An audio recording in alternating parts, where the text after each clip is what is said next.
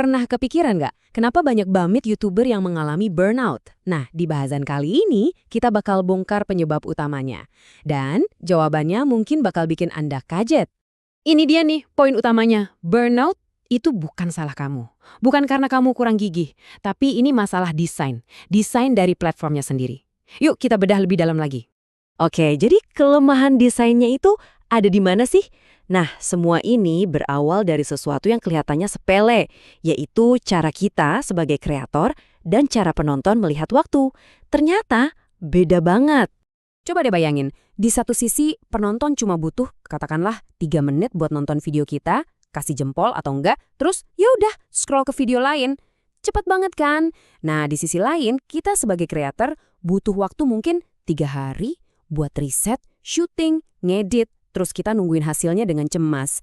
Ketidakseimbangan yang luar biasa inilah yang jadi sumber kelelahan kronis. Nah, ketidakseimbangan waktu tadi itu bukan cuma teori loh, ini bener-bener muncul di kehidupan nyata. Biasanya dalam bentuk gejala-gejala dan kesalahan umum yang mungkin Anda sendiri pernah ngalamin. Ini nih tanda-tanda awalnya. Pertama, jadwal posting jadi nggak karuan. Terus mulai sering bikin video yang isinya ya cuma ngejelasin kenapa kok lama nggak bikin video. Ketiga, jadi obsesif, ngecekin analitik dan komen tiap menit. Dan yang paling parah, mood kita jadi naik turun cuma gara-gara perubahan kecil di angka views. Nah, ini semua tanda-tanda waktu psikologis kita, waktu buat mikirin, khawatir, dan analisis, udah jauh lebih besar dari waktu produksi.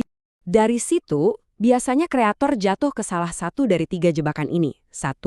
Gonta-ganti topik terus cuma karena lihat reaksi awal penonton. 2. Mencoba memperbaiki keadaan dengan ngedit berlebihan yang justru nambahin jam kerja. Dan 3, ini yang paling sering, banding-bandingin pertumbuhan channel kita sama channel orang lain yang startnya aja udah beda. Ini bukan cuma kebiasaan jelek ya, ini tuh kesalahan strategis yang benar-benar bisa menghancurkan rasa percaya diri dan proses belajar kita. Jadi, kelihatan kan benang merahnya? Semua pola kegagalan ini akarnya sama.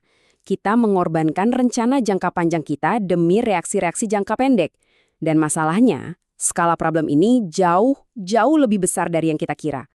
Oke, biar lebih kebayang segede apa masalah ini, kita lihat angka-angkanya deh. Ini bukan lagi soal cerita 1-2 orang, tapi udah jadi masalah sistemik. Coba lihat angka ini, 1,8 juta. Itu perkiraan jumlah YouTuber perorangan yang aktif di Jepang aja.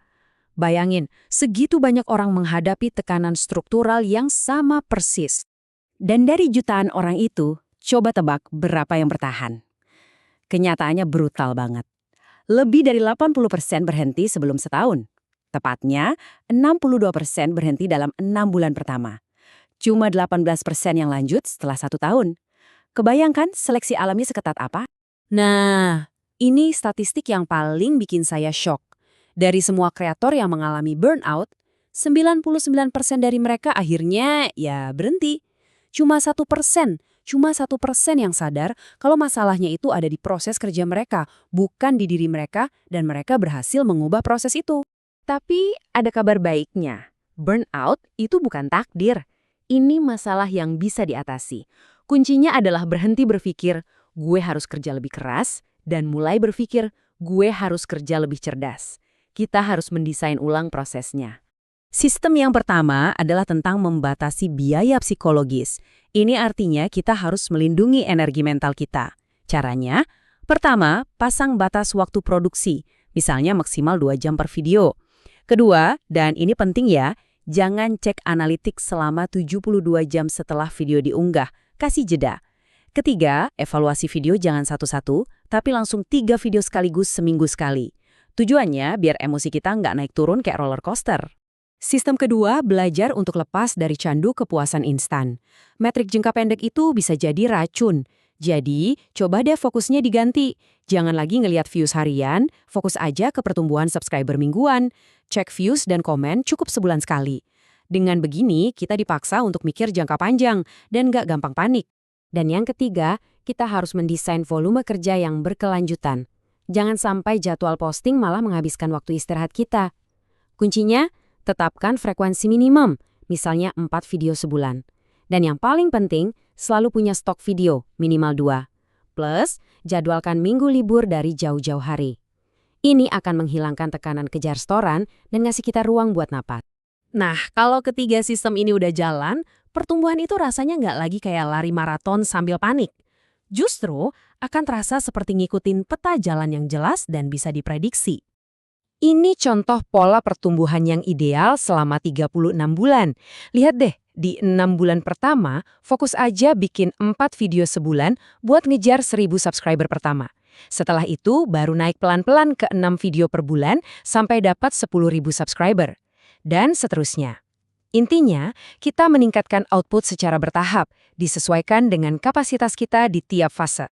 Poin pentingnya di sini adalah tujuan pertumbuhan itu bukan cuma soal bikin video lebih banyak. Bukan. Tujuannya adalah memperluas jangkauan kita, tapi beban kerja pribadi kita tetap sama, tetap konstan. Kuncinya di efisiensi, bukan di kuantitas. Jadi, kesimpulannya, burnout itu bukan karena karakter kita lemah, tapi karena manajemen waktu kita yang keliru.